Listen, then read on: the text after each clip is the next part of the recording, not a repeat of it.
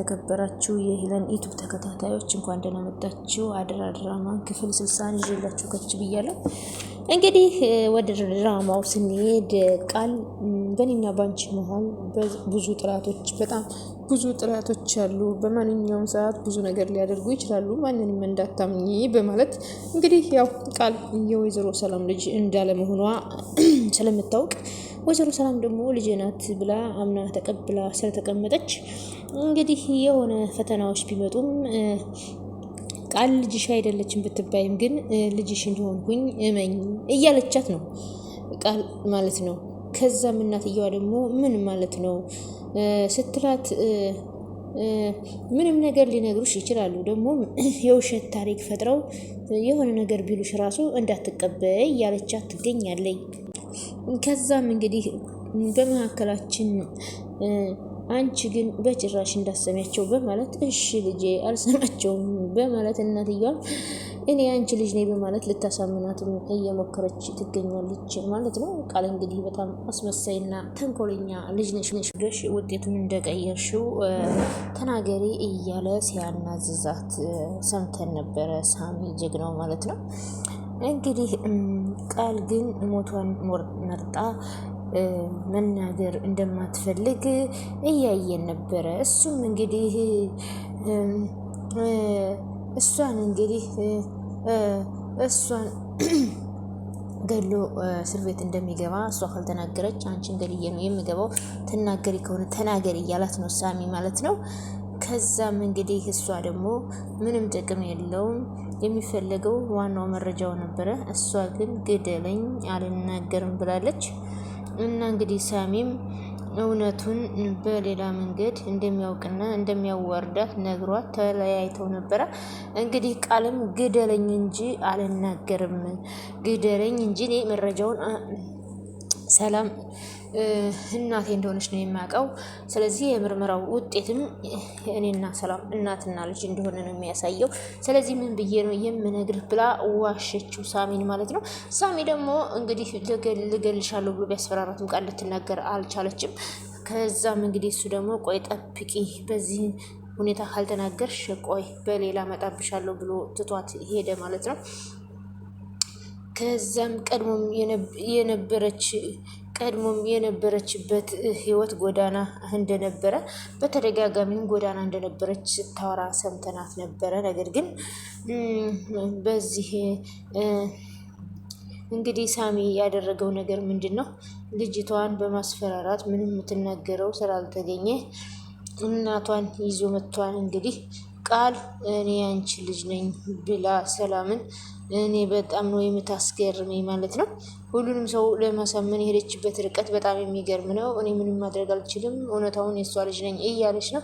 ሳሚ ደግሞ እንግዲህ እስከ ዘር ማንዘርሽ ጠብቂ፣ ማን እንደሆንሽ ማንንም ማትላትችም እያለ አሁን ላይ ጦርነቱ እንግዲህ ከቃል ጋር ሆኗል ማለት ነው።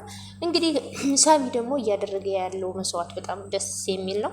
ብሌን ደግሞ ስለሚወዳት በጣም ብዙ ርቀት ሂዷል ማለት ነው። ግን ብሌን እንግዲህ ለሱ ፍቅር የላትም፣ ለዳጊ ነው ፍቅር ያላት። ሳሚ ግን በጣም ነው የሚያሳዝን፣ እውነተኛ አፍቃሪ ነው ማለት ነው። እስኪ እንደ ሳሚ አፍቃሪ በጣም የተለየ አፍቃሪ ነው ማለት ነው።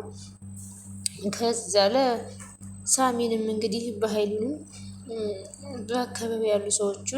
በአካባቢ ያሉ ሰዎችም በጣም ተገርመዋል ባደረገችው ነገር። የብልጥቷ የመጨረሻ ጥግ ነው ያየንባት ማለት ነው።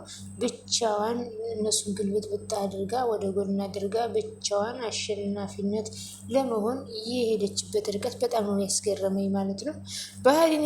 በኃይሉን የመሰለ ክፉ ሰው እንግዲህ አታላ እኔ የሰላም ልጅ ነኝ ማለቷ በጣም የምትገርምና በጣም ገራሚ የሆነች ሰውነሽ ቃል ማለት ነው። እንግዲህ መጀመሪያም አቶ በኃይሉ ጋር ነው ይህን ሁሉ ነገር። አቶ በኃይሉ ነው እዚህ ቦት ቤት እንድትመጣ እንደዚህ ተንደላቃም እንድትኖር ያደረጋት እሱ ነው። ግን አሁን እሱን ክደዋለች ማለት ነው። እውነታው እንግዲህ እሷ ናት ትክክለኛ እናቴ እና በዚህ አጋጣሚ ትክክለኛ እናቴን ስላገናኛችሁኝ ያመሰግናለሁ ስትል እያየን ነው። እንግዲህ እስካሁን ዙሪያውን ሁሉ መስፈራሪያ እየደረሰባት እውነቱን ልትናገር አልቻለችም። እውነቱን ከመናገር ይልቅ ሌላ ነገር እያሰበች ነው። እንግዲህ በዚህም በዛም ጥላት እንዳለባትና አንድ ቀን መጥተው ለሰላም እውነቱን እንደሚነግሯት ስለምታውቅ የሰላምን አእምሮ ቀድማ ለመቆጣጠር እየሞከረች ነው። እንግዲህ እንዳያችሁት ውጭ ላይ ሳሚ እንደማይለቃትና እውነቱን በቅርቡ እንደሚያዋርዳት ነግሯት እንግዲህ ሳይጎዳት ትቷት ሄዶ ነበረ።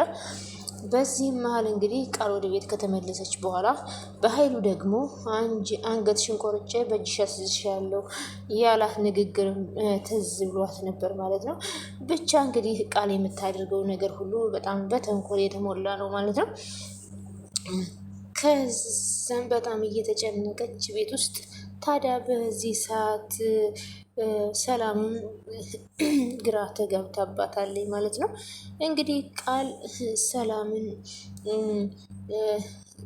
እንግዲህ ሰላምን ማለቴ ቃል እያስገበቻት ትገኛለች። ሁሉም ሰው መጥቶ ልጅሽ አይደለችም ብልሽ እመኚ ልጅሽ ነኝ አንቺም እናቴ ነሽ እያለች ነው ቃል ማለት ነው። እንግዲህ ወይዘሮ ሰላምም እንግዲህ እያመነቻት ትገኛለች ማለት ነው።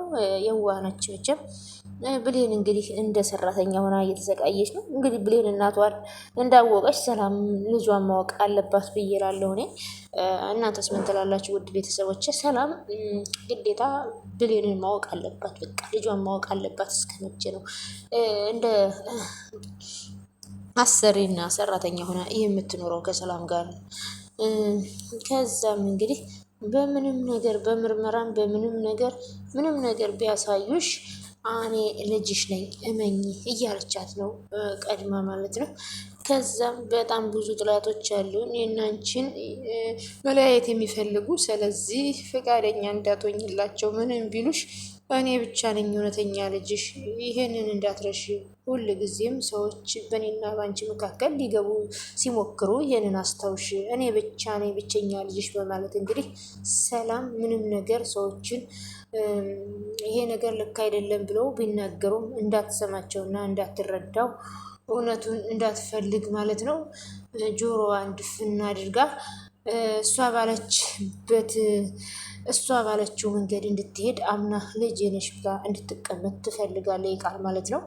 ምክንያቱም ከሰላም ጋር መኖሯ ተንደላቃ ከዛ ከጎዳና ከሚያስጠላ ህይወት የተነሳችበት ነው ማለት ነው። ይህም እንግዲህ የበኃይሉ እጅ ያለበት ማለት ነው። በኃይሉም እንግዲህ የእህቴን ንብረት ወርሳለሁ በማለት እንግዲህ እሱም በቃል ተክዷል ማለት ነው። ቃልም እንግዲህ እንደዚህ ተንደላቃ ከምትኖርበት ቤት መውጣት አትፈልግም። ስለዚህ በዛም በዚህም ብላ ሰላምን እናቷ ማድረግ ነው የምትፈልገው ማለት ነው። ከዛ ሰላምም እንግዲህ ያው ልጇ መሆኗን እየተጠራጠረችም ቢሆን በቃ እናቴ ልጄን ተባብለው እንዲኖሩ ነው የምትፈልገው ቃል ማለት ነው። ከዛም እንግዲህ በማለት ነው ከዛም እንግዲህ ሳሚ እውነቱን እያወጣ ይገኛል ማለት ነው። ታዲያ እንግዲህ በዚህ ድርጊቷ ሰላምም አንቺ ነሽ ልጄ፣ ትክክለኛ ልጄ አንቺ ነሽ፣ በአንቺ ቀልድ የለም ብላ እንግዲህ ስታቅፋት፣ በነገራችን ላይ ቃል በእሷ ላይ እንደዚህ ሆኖ ሙድ መያዙን አልተወችም። በጣም ጅል ከመሆንሽ የተነሳ ምልሽን ነገር ሁሉ እሺ ነው የምትይኝ የኔ ጅል እያለች ሰላም ላይ ሙድ መያዝ ጀምራለች። ታዲያ እንግዲህ ሳሚ ያደረገው ነገር ምንድን ነው ማለት ነው? የቃልን እናት ወደ ቤት ስተት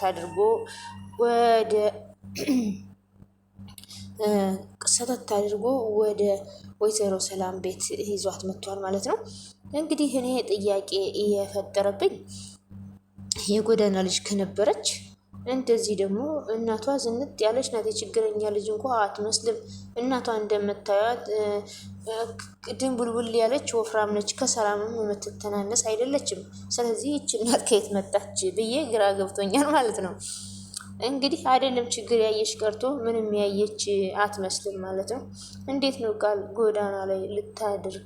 እንዴት ነው ጎዳና ልጅ ልትሆን የቻለችው? እና ግራ ገብቶኝ ነው። እና ኑሮዋ ጎዳና እንደሆነ ነበር ስትናገር የሰማነው። ተመልሼ ወደዛ ህይወት አልሄድም፣ ያን የሚያስጠላ ህይወት ድጋሚ ያንን ህይወት አልኖርም ስትል ነበረ። ስለዚህ እንደዚች አይነት እናት ካለቻት እንዴት ጎዳና ላይ ልትኖር ትችላለች? እሱ ጥያቄ ይፈጥራል ማለት ነው። ከዛም እንግዲህ ይመስለኛል የሆነች ዱርዬ ነገር ናት ወይም ሱስ ትገባለች መሰለኝ እንጂ እውነት የጎዳና ልጅ እንዳልሆነች እናትየዋ ምስክር ናት። እንዴት እንደምታምር እናትየዋ ደርባባ የሆነች እናት ናት። ታዲያ እንግዲህ የቃል እናት እናቷን አታላ ነው እስከዛሬ ሰላም ቤት ስትኖር የነበረው። እንግዲህ ቃልም የተሸገረችውና ሳይሆን ቃል የተሸገረች ሳትሆን እንግዲህ ሱስ ኑሮባት ከቤት ተባራ እንደዛ ስትኖር የነበረች ነው እንጂ ጎዳና ላይ የምትኖር ቢሆን እናቷ ይችን የመሰለች እናት አትሆንም ነበር ማለት ነው። እንግዲህ የሚገርም ሁኔታ ነው።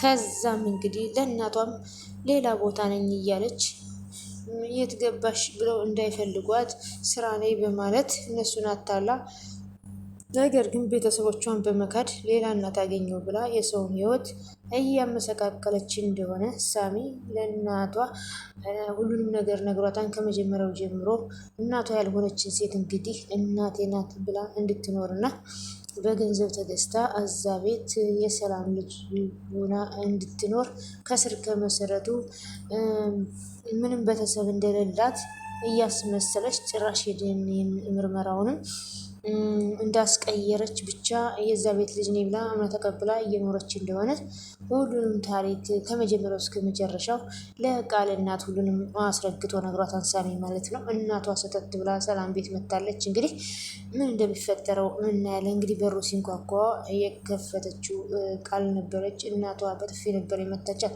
ምክንያቱም እናቷ በጣም ነበረ እየተናደደችው። ቤተሰብ እያላችሁ ቤተሰብ የለኝም ብላችሁ ሄዳችሁ ለገንዘብ ብላችሁ ሌላ ቤተሰብ መስርታችሁ ስትገኙ እንግዲህ በጣም ከባድ ነው። እናቷ በህይወት እያለች እሷ የሌላ ሰው ህይወት ቀምታ የብሌንን ህይወት ቀምታ እንግዲህ የብሌንን እናት ቀምታ እሷ በነ ብሌን ቤት እየኖረች ብሌንን ደግሞ እንደ ሰራተኛ አድርጋ እያሳየች ስለሆነ በጣም የሚያሳዝንና የሚገርም ነው ማለት ነው። ከዛም እንግዲህ ወላጅ እናቷ ታሪኳን አውቃለች። ታዲያ ይሄ ነገር ዳግም ሳሚ ማለቴ ነው እዚህ ቀደም ዘር ማንዘርሽን እኮ አውቀዋለሁ፣ ከልጅነት እስከ እውቀትሽ ጠንቅቄ ያውቃለሁ። እኔ እኮ ነኝ ለባህሉ እንድትሰሪለት እዚሽ የመጣሁት። እኔንም ልታስታልኝ ነው ወይ ልታታልኝ ትፈልጊያለሽ? እኔ እኮ ነኝ ለባህሉ አንቺ እዚህ ቤት እንድትሰሪ እዚህ ቤት ልጅ ነሽ ተብለሽ እንድትኖር ይዤሽ የመጣሁት። ስለዚህ ደግሞ እኔ ልክሽ ነው እንዲ እንደማያውቅ ልታረጊ ነው ወይ? አይኔን ግንባር ያደርገዋል ሽሳ ብሎ ሳሚም እና ሳሚን ሳይቀር እኮ እንግዲህ ሸመደደችው። ቤተሰቦቿን እያወቀ አስተዳደጓን እያወቀ ጓደኛው የእሱ ሰው ሁና ካደችው እሱ ሳይቀር ሰላም እናቴ ናት ብላ እንግዲህ በዚህ ጉዳይ እንዴት ሳሚን ለማሳመን የሄደችበት እውነተኛ እናቴ ሰላም ናት፣ እኔ ምንም የቀየርኩት ውጤት የለም ብትለው፣ ነገር ግን ሳሚ የእናቷን ሰተት አድርጎ ለምን ሳሚ መጀመሪያም እሱ ስለሆነ ለባህሉ ጋር ከፋይሉ ጋር ያገናኛት ያመጣትም ቃል እንዴት እንዳደገች ማን እንደሆነ ቤተሰቦቿ ስለሚያውቅ እሷ ግን ጭራሽ እንደሚያውቃትና እንደማይታወቁ አድርጋ ጭራሽ ሰላም እናቴ ናት ብላ ድርቅ ብላለች። ግን ይህንን ካልሽማ ብሎ እናቷን ሰተት አድርጎ ወደ ወይዘሮ ሰላም ቤት እንድትመጣ አድርጓታል ማለት ነው። ይህም ደግ አድርጓል።